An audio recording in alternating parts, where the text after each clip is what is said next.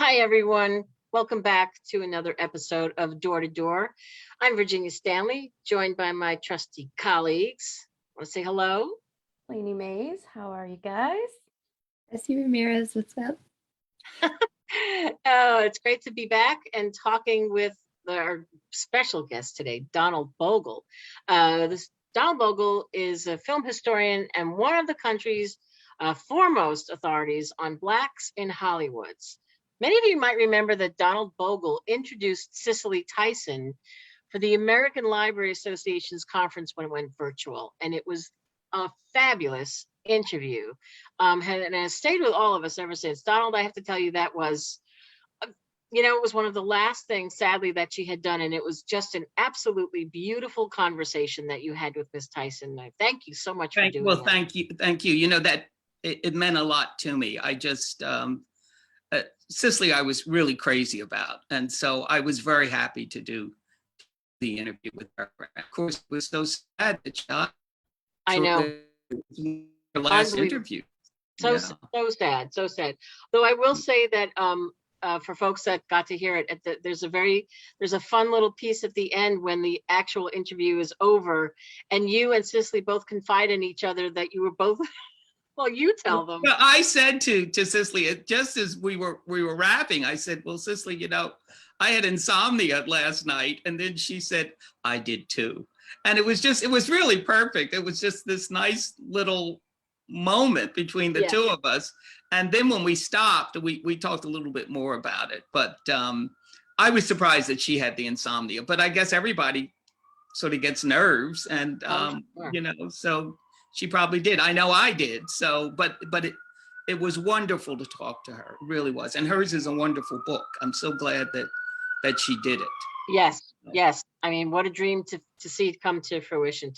Sad that she passed away so quickly after the book came out, but boy, she got to say what she needed to say. Yeah, exactly. Yeah. Exactly. So let me now talk about you, Mr. Bogle, for a moment or three before we turn the conversation over. And we're going to talk here today about a reissue of Donald Bogle's book. But let me go back to the intro because there's so much more.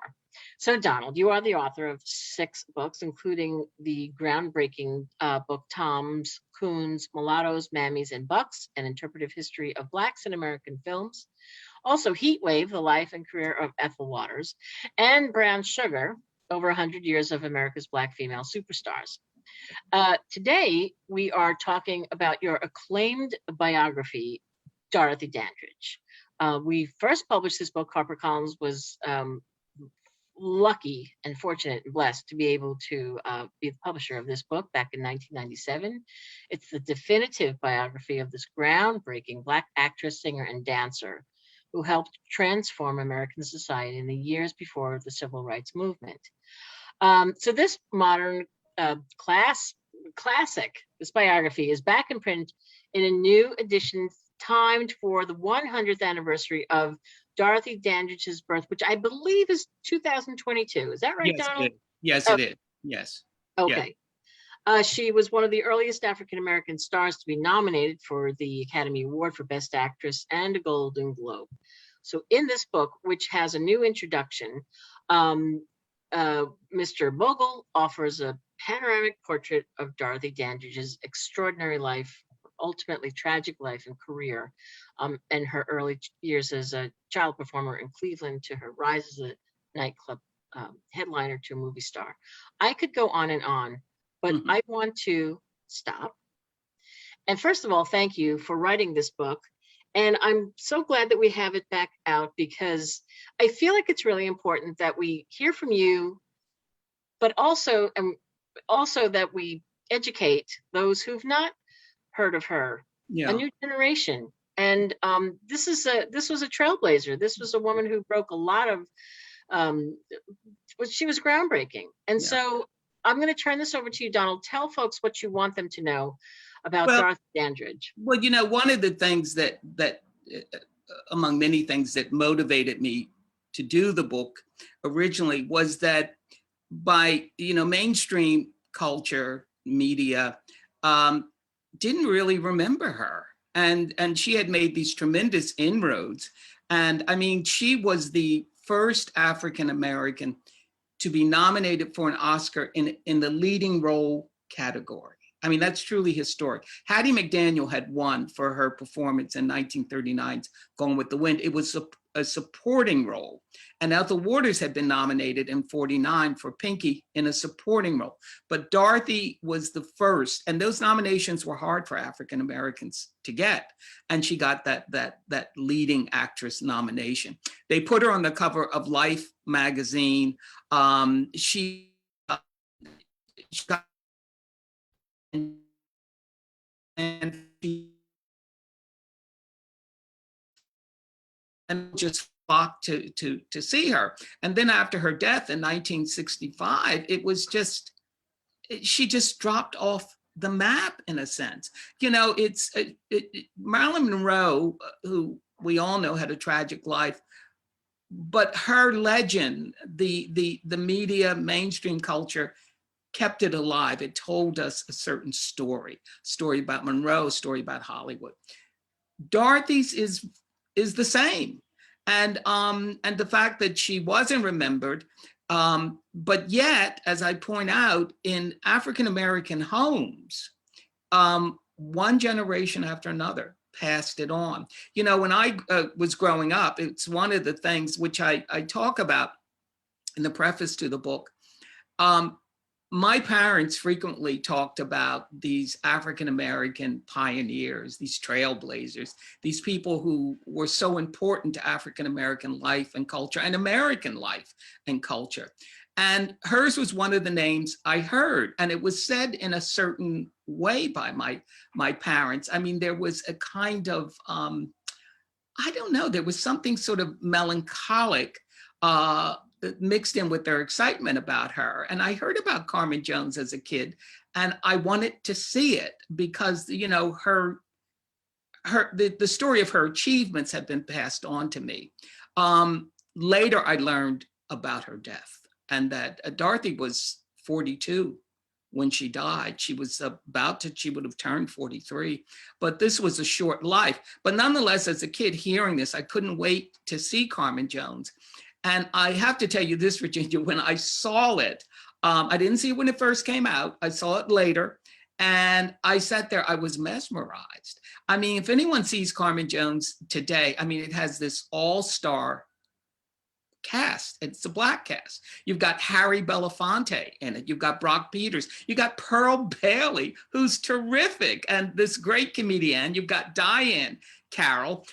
You've got Olga James, a Juilliard trained singer who's magnificent. And I have to tell you this, that there is a sort of a nightclub sequence in Carmen Jones.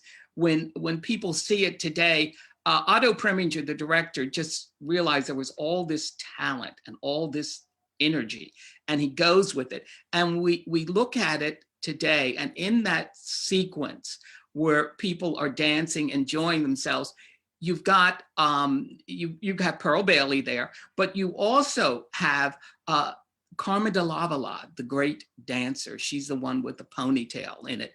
And you've got the young Alvin Ailey before he formed his troupe. You've got Archie Savage, who was with the Katherine Dunham dance troupe. And you have on the drums, Max Roach. I mean, there's all this talent there. And then the focal point, the centerpiece. And it wasn't easy with these other great stars around. You have Dorothy Dandridge. And as a kid, I mean, I was just, I was intoxicated by the movie, and I was intoxicated by Dorothy Dandridge. And then I began to really seriously think about her. And when I learned, you know, about her death, I was so saddened. And I just began even then to, whenever I could find out something about her, to compile these stories, to, before the days of computers, to put them away, file them away in my head. And I was very fortunate. The first real job that I had, I was extremely young, and I couldn't really appreciate it at that time, I mean, what was being offered me. But I worked briefly for the film director, producer Otto Preminger, who had directed Carmen Jones, and who also directed Dorothy in the movie Porgy and Bess. These were big films in the 50s.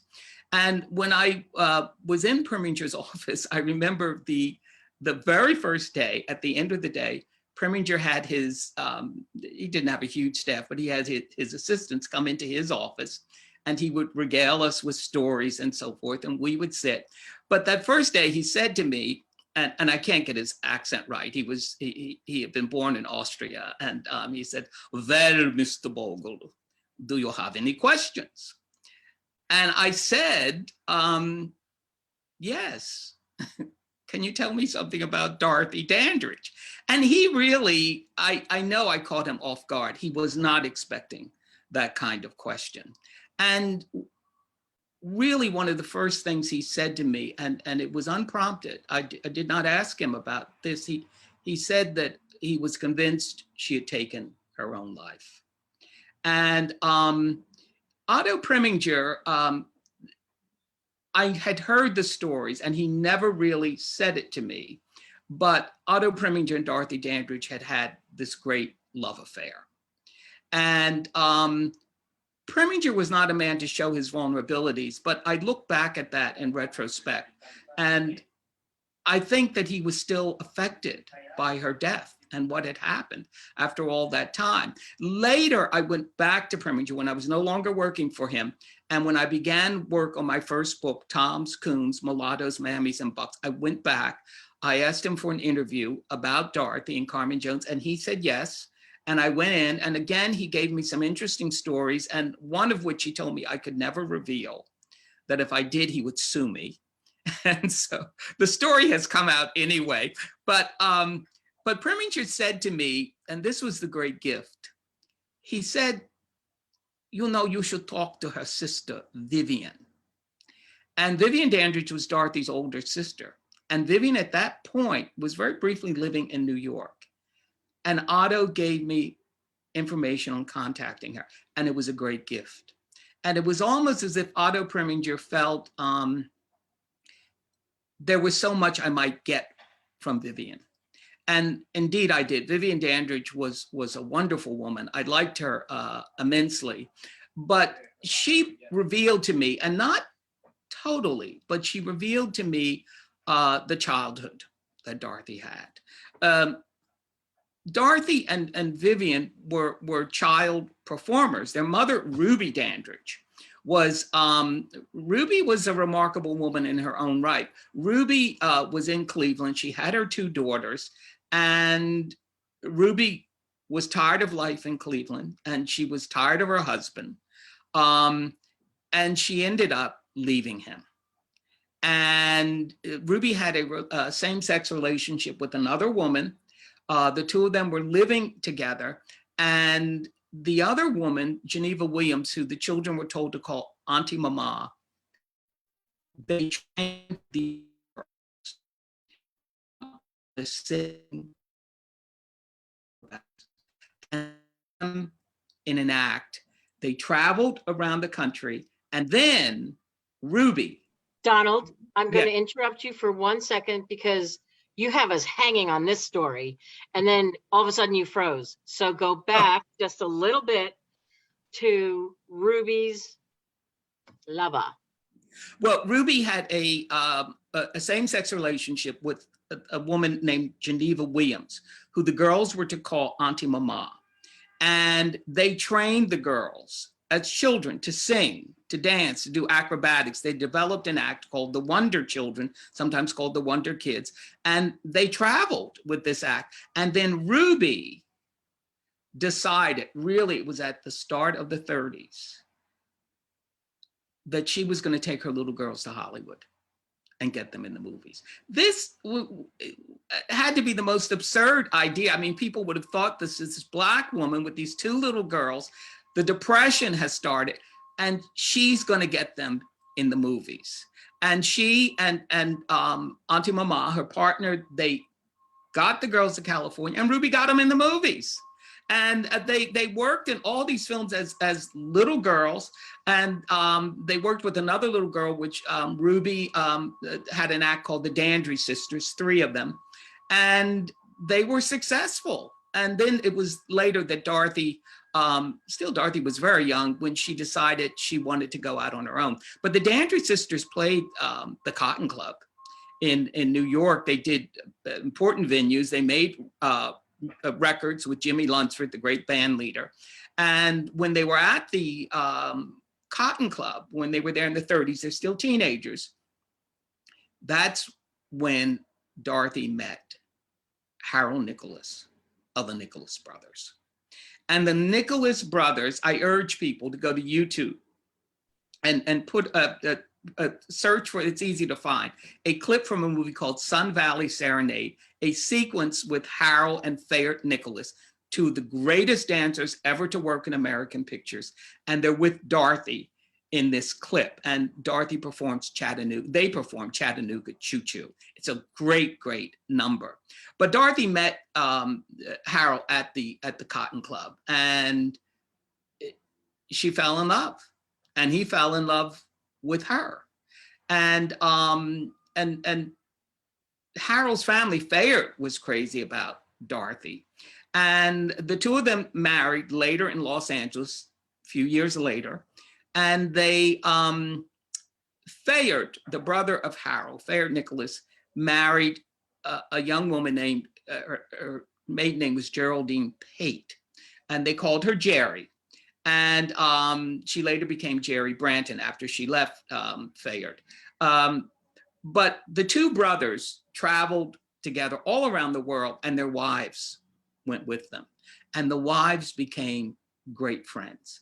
And one of the great things for me in researching the book and so forth, Vivian Dandridge was important, Otto Preminger was important, and then Jerry Branton became crucial. Because Jerry Branton, she was eager to share the story of Dorothy. And yeah. I have to tell you this, that, you know, when I was doing the book, Dorothy had been dead already for a few decades. And so there were some people I couldn't get to, but I got to these primary people. I also interviewed Harold Nicholas and Fayette Nicholas, but Jerry and the others, after all this time that Dorothy had passed and, you know, had been gone, they were still haunted by her. I would say that about Otto Preminger too. She had cast a spell over these people, and all of them were filled with such sadness at the course of her life and what had happened. And I have to tell you this, the other thing, and Jerry felt this, and others did, what really damaged Dorothy to the core.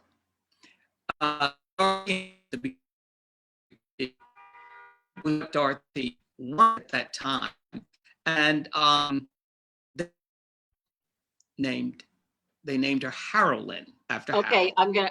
I'll just stop 1 sec because you froze for a second. So before we go into this period of her life where she has her daughter, I think this might be a good time to show some photographs. Sure. Just you can speak to them because you can see them. I believe Donald.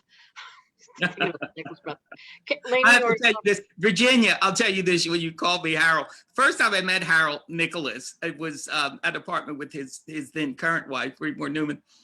And this was when I was meeting him, and I watched him from afar. Now, this is a great dancer.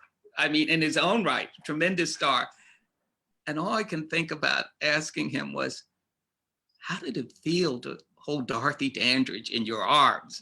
I mean, it was so funny. And Harold sort of recognized, we'll call it my enthusiasm for Dorothy. And he did indeed give me, you know, information he hadn't given to others. But let's look at the pictures and I'll identify. You know, I have to say, when we spoke the other day and you were talking about how you were this, you know, young boy and you were being introduced to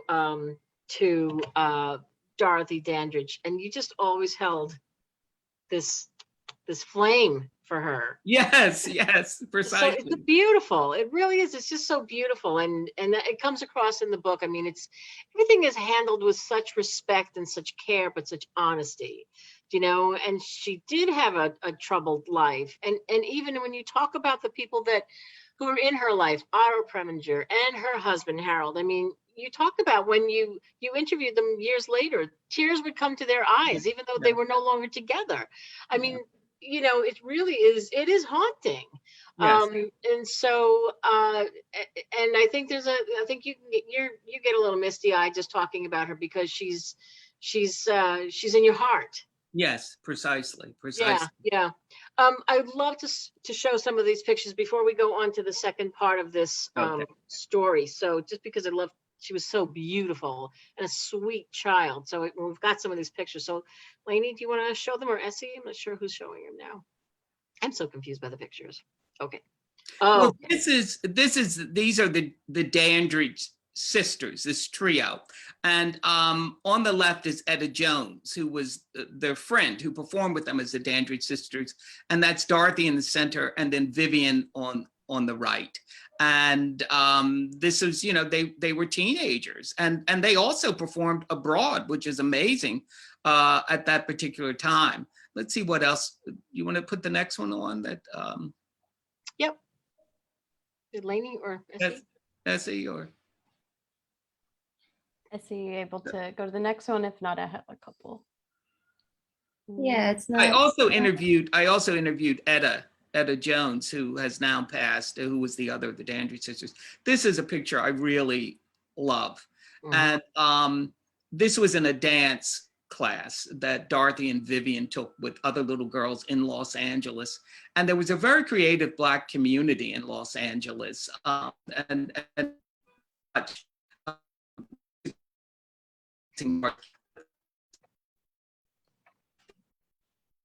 as a girl, and it's just an angelic picture of her. That's from my personal collection. So Beautiful, just beautiful child. and you can see that she, she has this poise. Even then, everyone said that she had, I mean, the way they described it, a really ladylike quality. Which is quite different from the way she is in Carmen Jones, which shows her powers as an actress. And here's Dorothy too, a young Dorothy, and an early color picture of her. And this was a time when she was, finding herself, and Which is about pursuing her career. Yeah. Even when she married Hal Nicholas, she still worked. She was always doing some kind of work at the movie studios. You'll see old films in which Dorothy appears, and she may not get credit in the film. She just comes in, does a little bit, but it was working. This is her mother, Ruby Dandridge, and Ruby was a talented comedian. And Ruby worked in movies. Later, she worked on television, and you can see Ruby. And Ruby was a woman of great focus, and she was determined to make a place for her daughters in show business and a place for herself. And she really is impressive in that respect. But Ruby, the thing that became difficult for Dorothy and Vivian as girls was that Ruby turned over, in a sense, the rearing of the girls to her companion, Auntie Mama. And Auntie Mama was a very, very strict, very, very demanding woman. And the girls had difficulties with her. I will say this, that the girls were not at all really concerned about the relationship. They just were concerned about her mother's choice, that this was not this was a person who was, Mama had a sadistic streak, and Dorothy and being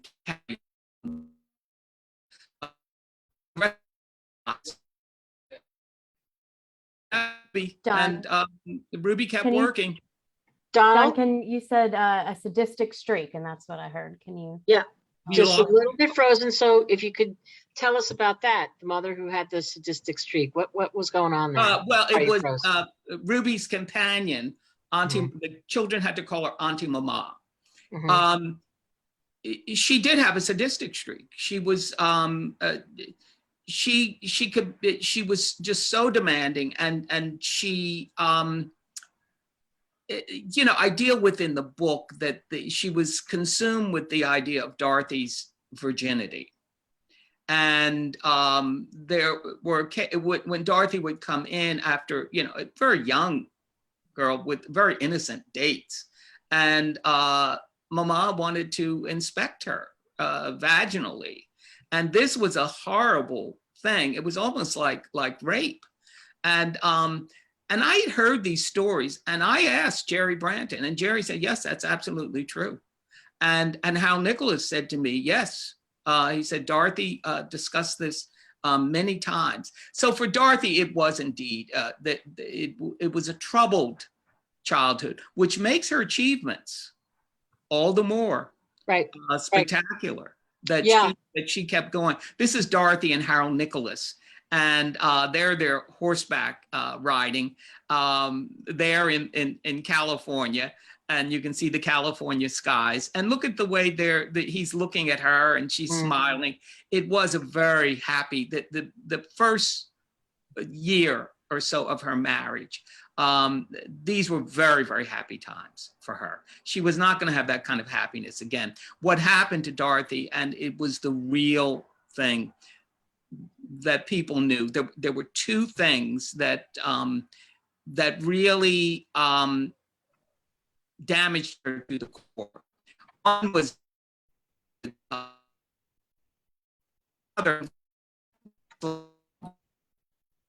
and Harold had a. Okay, I'm going to stop you, Donald, because you're giving us such good stuff, and I want to be able to make sure everybody hears it. So the two things. What was the first? I'm sorry, you froze. The two things that damaged Dorothy to the core. Yeah. Later, it would be the industry, Hollywood's racism, and that she wasn't going to be able to get the role she wanted. But the other thing that happened when Dorothy was still young, in her marriage to Harold Nicholas, they had a daughter they named Marilyn. And Marilyn was not developing the way children should. At a certain age, when she should have been speaking, she could not speak, and she did not recognize her mother. And Dorothy went from one doctor to another, trying to find out what the problem was. And Harold Nicholas said to me, he said it to me with great regret. He said, you know, I left it all on her. He said, I really didn't help the way I should have. And Dorothy went from one doctor to another. And then finally, it was a doctor who told her that the daughter, Marilyn, who they called Lynn, that she had been born brain damaged. And the doctor said to Dorothy, you know, your daughter's never really going to know you. She's not going to be able to speak, to read, write, to do the things that children do. And that Jerry Branton told me, Harold told me, Nicholas, they all said this just got to her in a terrible way, and she felt guilt. And, you know, parents at that time with children who were, you know, who had disabilities, that, you know, that, you know, there was so much that they didn't know that we now know. And she felt herself responsible. And she made a very poignant comment one time with daughter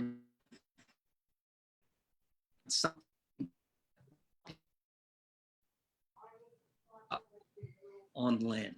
I'll have you go back and say that again, Harold. I did it again, Donald. She said about her daughter Lynn, she said, I never gave up on Lynn. I gave up on myself. But didn't you also say that she sort of poured herself more into her career because she just couldn't sort of reconcile? She felt, you know, the marriage collapsed. And Harold Nicholas admitted he was a womanizer. The marriage collapsed. She felt that she had failed as a wife. She felt that she had failed, in a sense, as a daughter to Ruby, and she felt she had failed as a mother. And this was really when she channeled all of her energies, all of her passions into her career, that she felt she had to make something of herself. And that's when there'd always been a certain drive there, and she was always working, but now it just took over. And her sister Vivian said to me, my sister worked 24 hours a day at being a star, at becoming a star. Let's talk about that, because we have questions from folks, and I want to get to some of those, because you bring that up, and you know, you made comparisons yourself, and there was a question in here from Maureen Roberts from the Baltimore County Library. She has several questions, and we'll get to them all.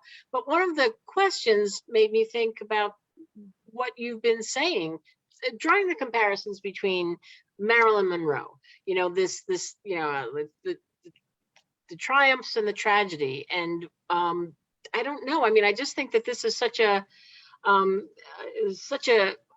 what you're doing, what you've done, and what we're continuing to do is to keep this name alive, because this is a unique and beautiful and powerful, groundbreaking person who had a lot more stacked against her than Marilyn Monroe.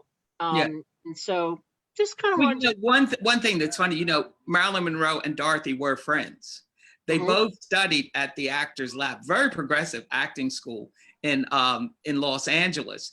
And Dorothy, after the marriage to Harold was over, Dorothy had an apartment, and Dorothy became involved with a very interesting man, Phil Moore, who an African-American arranger, composer. He'd been at MGM. He was a terrific vocal coach.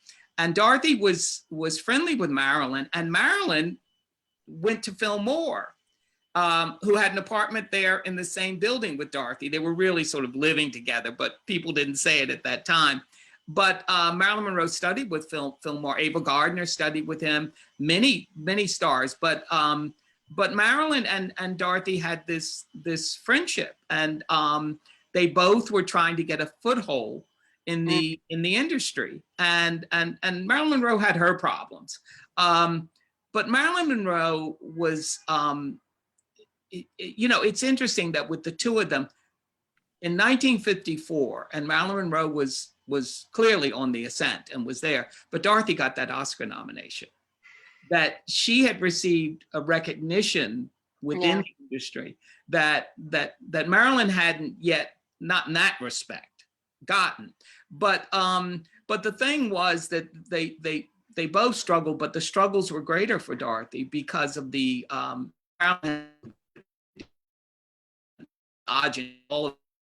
Dorothy had to deal with but before, Marilyn has her place in cultural history, which she should. Absolutely. But Dorothy hasn't, you know, for Dorothy to be forgotten for so long. I mean, that just, it just got to me. And, and so, you know, it's interesting that with my students, I teach a seminar at University of Pennsylvania. When they see Dorothy Dandridge, they're just, and by now they've heard something about her. They have heard about her. And but to see her, they just sort of sit there and they're awestruck. So this has been a difference between the two of them. Yeah. Lainey and Essie, I know have questions too, so I'm going to let them jump in. Want to get to them all? Just to clarify, I think, Donald, you'd said that the difference between Marilyn and Dorothy is that Dorothy had to deal with the race aspect. Is that, yes. You broke up, so I just want to clarify for everybody. Yes. Thanks, Lainey. Yep. Yeah. Good. Okay. That in addition to the sexism within the industry and the misogyny and so forth, which Marilyn had to deal with, Dorothy had to deal with that, but also she had to deal with the racism. And part two of that question from Maureen Roberts, just before we move on, is she was asking about that there seems to be this, you know, their lives are very parallel with the pressure of racism in Hollywood for Dorothy. But did you find similarities between the two? I think you sort of answered it, but I just wanted to make sure I got all of that question. No. I mean, I think that the industry's attitudes towards them as women, Marilyn did have a chance for more opportunities. You know, Dorothy Dandridge, after Carmen Jones, that Oscar nomination and everything, it was 3 years before she got to do another movie. That, you know, the industry wasn't ready. And I have to say this about Otto Preminger. Preminger really, when, after Carmen Jones, they went to the Cannes Film Festival. He had a special screening of Carmen Jones. Otto Preminger was convinced Dorothy Dandridge was just going to become this overwhelmingly spectacular star. That's what she was, but he was convinced that, the industry was going to see that. Otto Preminger, for all of his sophistication, and he was very sophisticated, going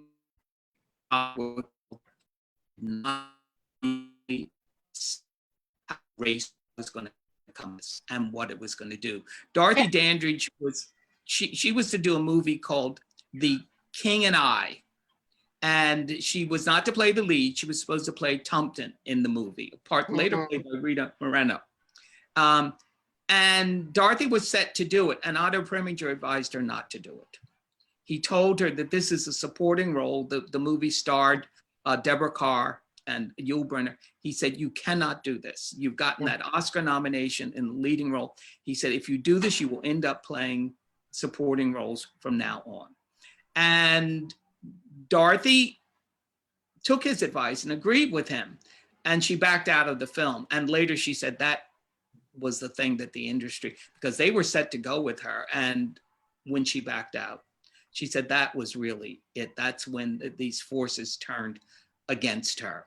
So Preminger didn't really understand that. And then she was confronted with it, that she, trying to get one part after another. She went to Europe, appearing in movies. She does a movie called Tamango, which dealt with interracial love. And she did a movie called Malaga, which I like her performance in that very much. But trying to, to keep working and not to play the same kind of part.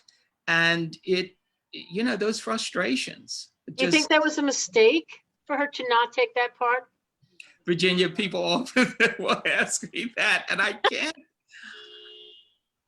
I don't, I'll put it this way. I can understand why she didn't, but I see what happened to her. And, maybe she could have done it and still somehow managed to, to have gone to Europe later and done those leads. But she felt that when she turned it down, that was really it as far as the industry was. It's a sliding doors question, but it's interesting. Okay, Lainey, you have more questions. We have a question from Michaela Williams. They want to know an update of Harold. Family say she passed away in an institution. Do you know if that's true? And what No, the family told me the last time I talked to them that Harold had not passed. And that's why I leave it open-ended in the book. Harold became a ward of the state. And this also, Dorothy later, she had a terrible second marriage. She and Harold Nicholas, after their marriage ended, they actually remained friends. There were still tensions there, but it wasn't like they weren't on speaking terms. And he was at her funeral and just broke down in a terrible way. But Dorothy's second husband was the one who really, everyone said, mistreated her. And she ended up going bankrupt. And her daughter became a ward of the state, and so it was that just got to her as well. Her love for her daughter, it was just obviously so deep and tormented because she couldn't do anything really for her to change her condition.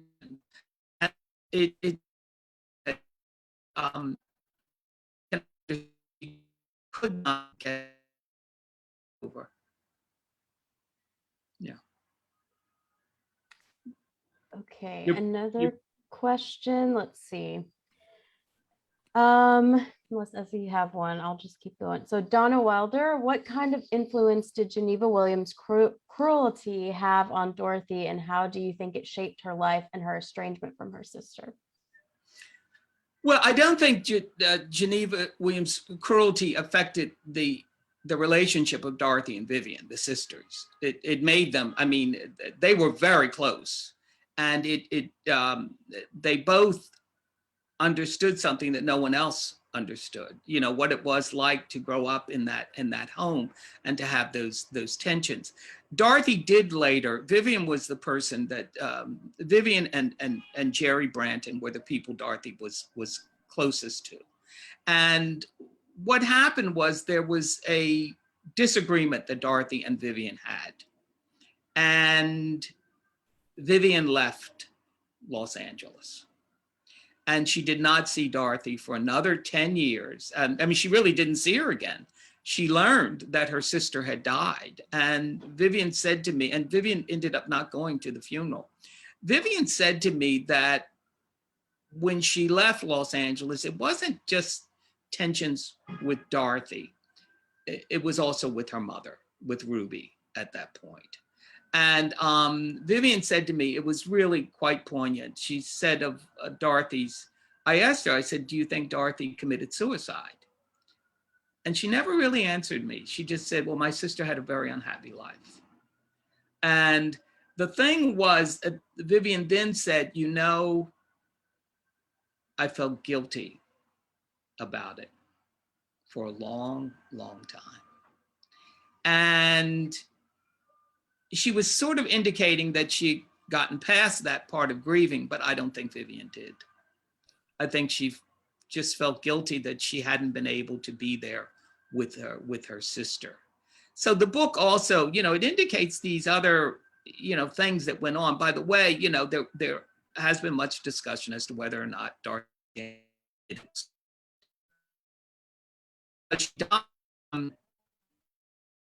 was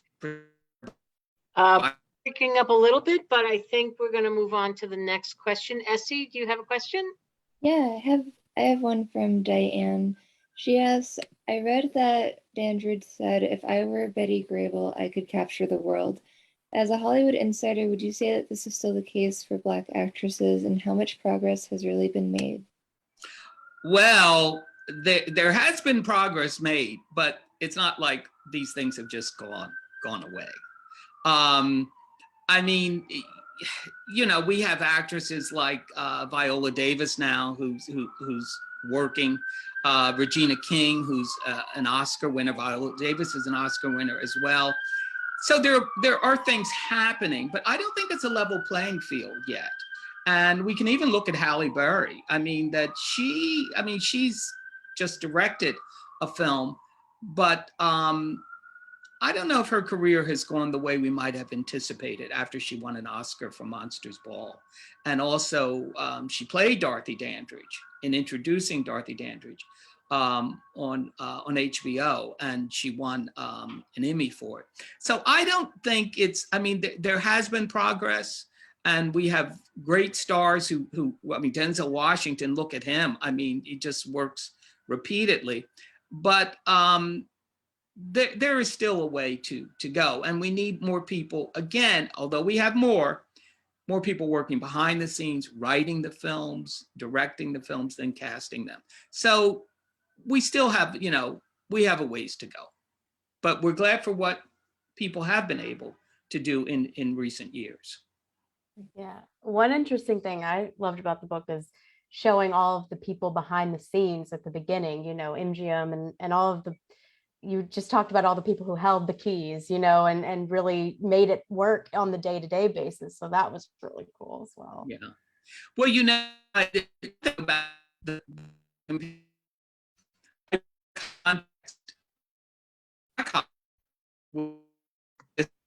that there was a Black community in Hollywood. Wait, I'm going to stop you. Rewind, a little bit of breaking up. We want to get what you're saying. Okay. Okay, so go ahead. Yeah, when I show her in the, the beginning, I mean, in the context of Black Hollywood, later it's Hollywood, white Hollywood. But yeah. Black Hollywood, there was quite a community there.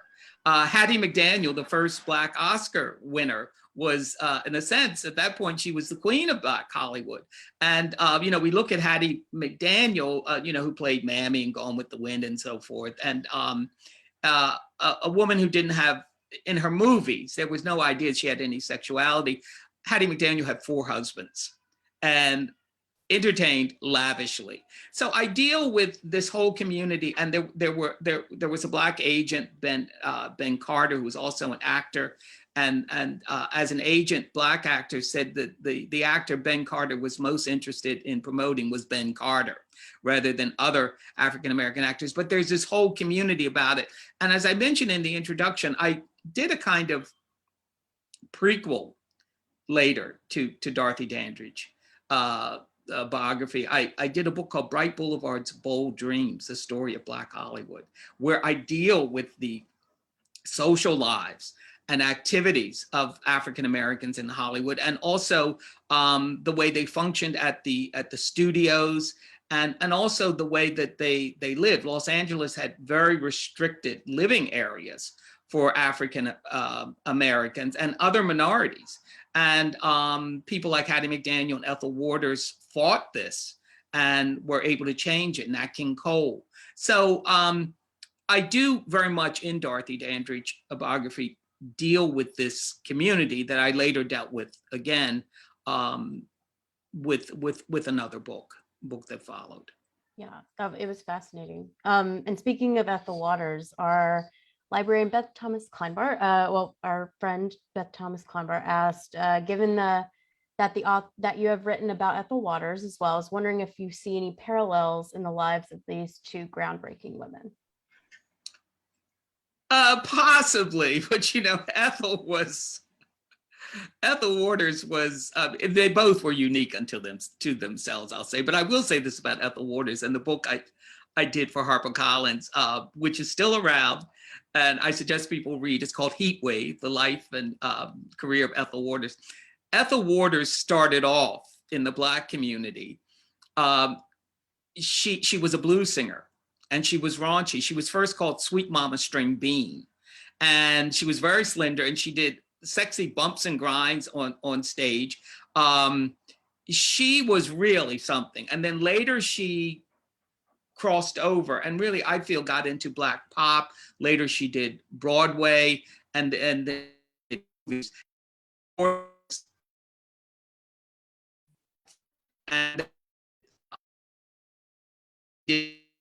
book at least twice.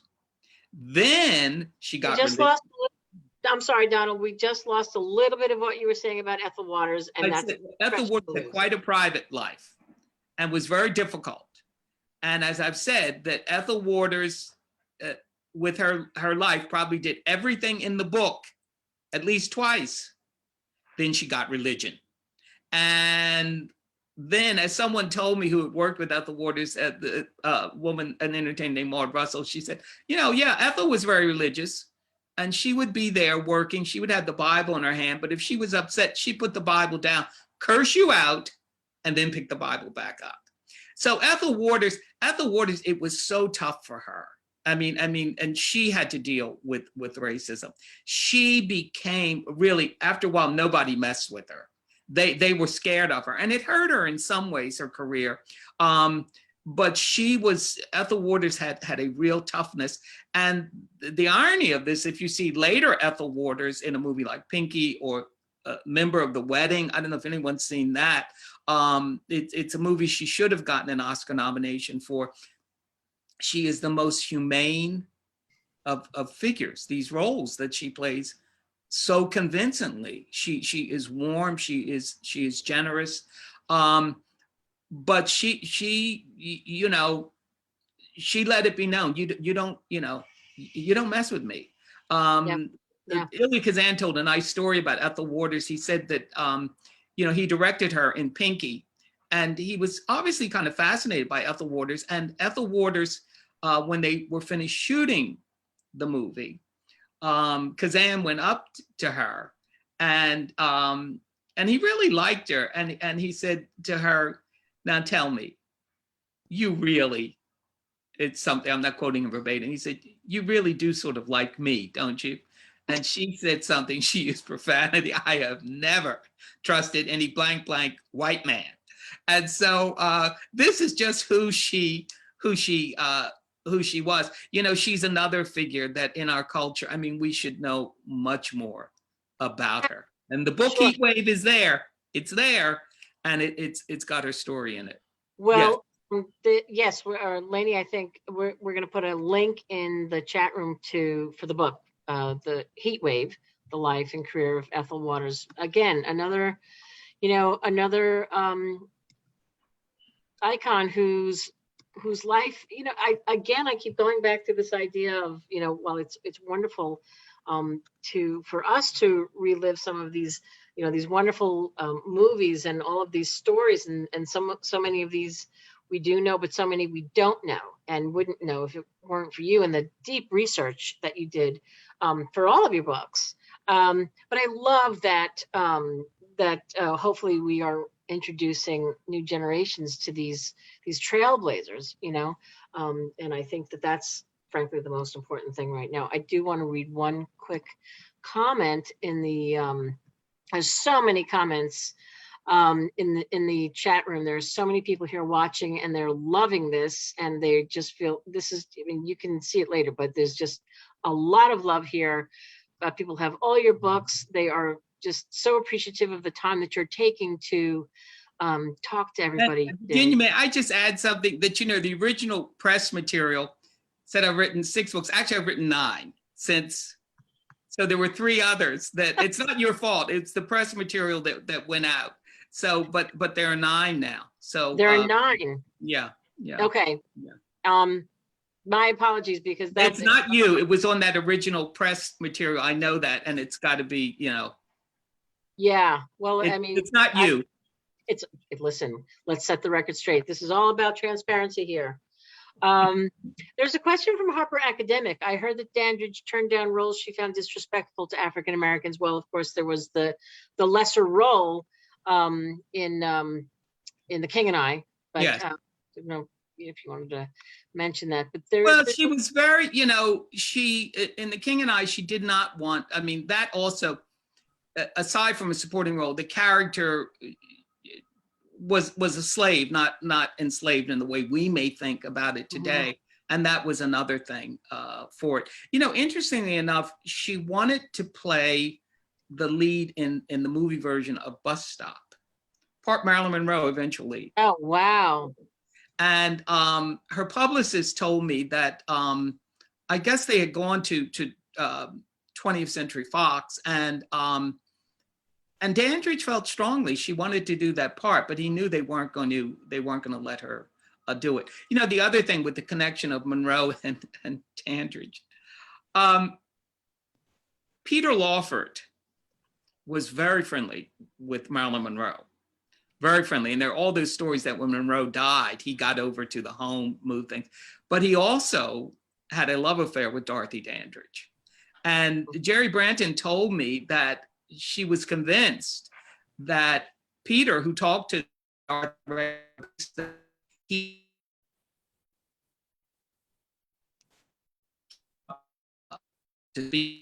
but this was another link. And Peter Lawford also, my feeling about Dorothy was that her great love was Harold Nicholas. I think that the thing she liked about Otto, even though they had a terrible split, absolutely terrible, because by the time they did Porgy and Bess, he was so hard on her and so difficult. It was a very anguished shoot for her. But I think she liked the idea that Otto was this big director who, who felt she was a great star and just needed the opportunities. I think that and his place in the industry. With Peter Lawford, and Jerry Branton didn't feel quite this way because we talked about it, but I think that Peter Lawford was quite handsome. And I think that she loved sort of this, because part of her was a romantic, and she loved the romanticism of a relationship with him, also with Harry Belafonte, that she really liked Belafonte. They made 3 movies together. They did Carmen Jones, and they did Bright Road, and they did Island in the Sun. And her sister, Vivian, said to me that Dorothy would have little reveries about, if I marry Harry and so forth. And Vivian said, well, I never thought it would work. I said, why? So Vivian said, well, they were, you know, really incompatible. But I'll tell you a great story about Dorothy and Belafonte. Dorothy had come to New York. This is before I think before she had met him, and it was before they worked, obviously before they worked together. And she had been someplace, and someone said to her, you know, you are so beautiful. I only know one person as beautiful as you are. And Dorothy said, oh, who? And he said, Harry Belafonte. Oh, And wow. the story went that someone said the same thing to Belafonte. When you see them in Carmen Jones, they are a great couple. I mean, great looking couple. Yeah. And the chemistry between them. So, but she did like Belafonte quite a bit. He's a beautiful man. My God. Yeah. Yes. Essie, excuse me, Essie, there's a question from Harper Academic you want to ask? Yes. They said, or they're asking, I've caught up on Dorothy's films. Who are other actors from that time period that I should know but probably don't? Well, you know, the other one, I mean, she, a wonderful actress. I mean, Ruby Dee was, had started to work. I mean, Ruby Dee had worked in what we call race movies. These were Black movies made outside of Hollywood. She had done some of those in the 40s, but she goes to Hollywood in the 50s. And Ruby Dee, Ossie Davis is working. Of course, Sidney Poitier is working. Eartha Kitt worked in movies. So there were others, not that there were a lot, but there were others around who, from that period, who are worth seeing their films, especially Ruby Dee. Ruby Dee was really a very, very gifted actress. She played mostly supporting roles, and she's always a standout in those movies. And I felt with Ruby Dee that movie like Tall Target she did in the early 50s, there An Edge of the City that she did with Sidney Poitier in 1957, that she really should have gotten Oscar attention, a nomination at least for those films. But those other figures are indeed around. Brock Peters is around. Diane Carroll just a little bit later, but Diane Carroll did start to get roles. Diane Carroll had done No Strings on Broadway, and she won a Tony, and then, you know, she ends up doing Julia on television in the 1960s, and she also worked with Poitier in a movie, and so she's another, and, you know, quite frankly, you know, I don't know if she's as well remembered today as she probably should be. She's terrific in a movie called Claudine. I love that movie. Yeah, and she did it in '74, and she got an Oscar nomination. That was such a powerful movie. Oh my yeah, God. it really is. It really is. So she also spoke at the American Library Association with her book, The Legs Are Last to Go, I think it was the title. Yes. And also her earlier book, I think it's just called Diane. And, you know, she had done Dynasty on TV and got a lot of attention. I think she said it, that she was, for television, the first Black bitch. Now I'm quoting her. She played this, an interesting character. So there were others around who were working. And Pearl Bailey, who goes back to the 40s, but Pearl Bailey was so funny. And Pearl Bailey also sang, and she would talk as much as she sang. Yeah. You ever hear her sing Takes Two to Tango? And she stops and she's sort of talking to the guy while she's singing. Pearl Bailey was really, she was a marvel. She really was. She was just, I could just hug her. I can't believe this hour has flown. Lainey, did you want to mention ALA? Yeah, I put the link. ALA graciously let us link to the interview we did with Cicely Tyson, and it was fantastic. So I put the link in there for everybody, and they can go. Thanks, Lainey. That's great. Everybody, take the time to watch that. There is a question from Michaela Williams who says, Mr. Bogle, forgive me if I misunderstood. Did you say Marilyn was alive at the time of the first release of the biography? And is Yeah. she presently living? That was the question. As far as I know, the family said to me last time I talked to her Okay. that she is. There was a report that she had died. But I have not had that verified. I mean, Okay. so I leave it open-ended in the book. Right, right. Jane Doe wrote, I'm currently writing a short film about the friendship between Dorothy and Marilyn, and this has been so helpful. Thank you. Oh, good, good. You know, one other thing I'll say, since we're talking about some of my other books, my most recent book is a book called Hollywood Black, the stars, the films, the filmmakers. John Singleton, the director of Boys in the Hood, he wrote the foreword for it. It was so sad that we got advance copies of the book just at the point when John died.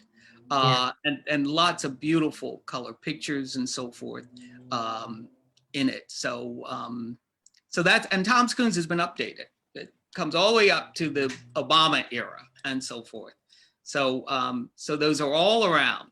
Have a Great. Donald Bogle library. Okay. I wish we could go on and on. We didn't. We used so many more pictures. Maybe we can put a few in the chat room so you all could see them. Maybe we want to end with the last picture of Dorothy waving. That would be lovely if we could do that one. I think there's endless topics to talk about. Your research has been amazing. The access that you've had to interview such people who were just, so involved with her life, her sister, Otto Preminger. I mean, look at this beautiful woman. People, don't forget this woman, and do everything in your power to spread the word and teach the next generation and let them know about this woman who did a lot, and sadly a short amount of time. I will read this last comment because we are out of time, but it's from Donna Wilder. And she says, thank you for introducing this inspiring woman to the next generation of women whose feet, minds, and hearts stand on the shoulders of one so daring as Dorothy. I can barely get that out. And, I'll just say one other thing. I like what she said, that Dorothy, these tragic elements in her life, Dorothy also had triumphant elements, and we don't want to forget that. And Correct. I think the last quote that you just read to me indicates it, that she is in so many ways still an inspiration for others, despite adversities and so forth, to keep going. She's a strong woman and did a lot with her life. And Yes. We thank you so much, Donald, for taking this time to, shed more light on this wonderful person, and just to share your thoughts with us. It's a fabulous book, and the new forward is just terrific and sheds new light on it. The book is available as an ebook, as an audiobook. So we're thrilled to have it back out again. Donald Bogle, thank you so much. Virginia, thank you. Lainey, Essie, thank you. Thank you all. And as I said, Virginia, you always make me feel comfortable. So thank you very much. Same. So, and thanks everyone for watching. So Lainey, Essie, do we have anything to end? Are we good? Have we done it all? I think we have it all. Yeah. Okay. Well, again, thank you, and go into the chat room. There's lots of links in there, and do yourself a favor and dive in and have a lot of fun with the wonderful treasure trove provided to us by Donald Bogle. Thank you, everyone, and take good care. Bye-bye.